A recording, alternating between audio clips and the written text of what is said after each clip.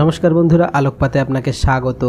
আজ আপনাদের জন্য নিয়ে এসেছি এক চাঞ্চল্যকর খবর, যেটা শুনে হিন্দু হিসাবে আপনি গর্ববোধ করবেন। বিজ্ঞানীদের ধারণা অনুযায়ী সম্ভবত বাসুকি নাগের জীবাশ্ম খুঁজে পাওয়া গেছে। সময়টা 2004-05 সাল। গুজরাটের কচ্ছ এলাকায় খনন কার্য চলছিল।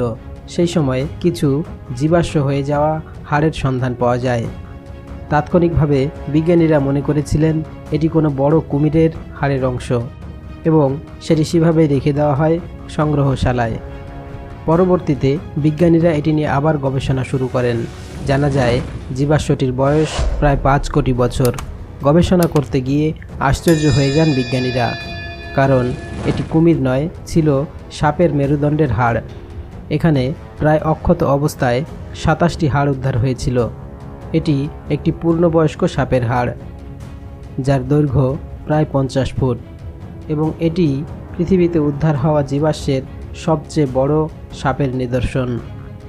এতদিন পর্যন্ত টাইটানোবোয়াকেই পৃথিবীর দীর্ঘতম সাপ বলে মনে করা হতো, কিন্তু ভারতে এই সাপের জীবাশ্ম আবিষ্কৃত হওয়ার পর নড়ে চড়ে বসেছেন সারা পৃথিবীর বিজ্ঞানী মহল।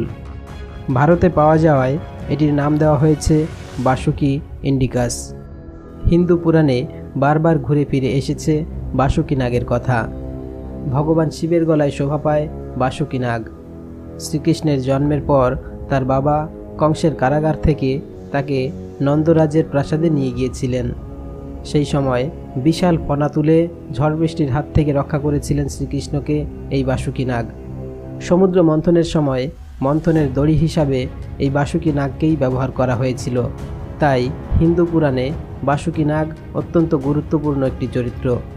আমাদের হিন্দু পুরাণে বর্ণিত বিভিন্ন ধরনের জীবজন্তুর বাস্তব অস্তিত্ব ছিল, বাসুকি ইন্ডিকাসের হাড় আবিষ্কারে তারই প্রমাণ মেলে।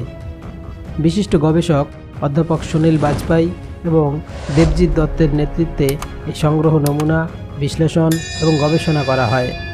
এ প্রসঙ্গে দেবজিৎ দত্ত বলেন, বাসুকি ছিল খুব ধীর গতিসম্পন্ন, ভারী শরীরের, বিশাল আকারের এক সাপ। ঠান্ডা ভিজে জায়গায় থাকে এরা। অ্যানাকোন্ডা ও পাইথনের কায়দায় শিকার ধরে। এর ওজন প্রায় 1000 কেজির বেশি। বন্ধুরা, আপনাদের কি মনে হয়, সত্যিই কি এটি সেই বাসুকি নাগের জীবাশ্ম? আপনার মতামত কমেন্টে জানাতে ভুলবেন না। এই খবরটা বন্ধুদের সঙ্গে শেয়ার করুন, আর ভিডিওটা ভালো লাগলে একটা ছোট্ট লাইক করতে ভুলবেন না। দেখা হচ্ছে পরের ভিডিওতে। ভালো থাকবেন সবাই।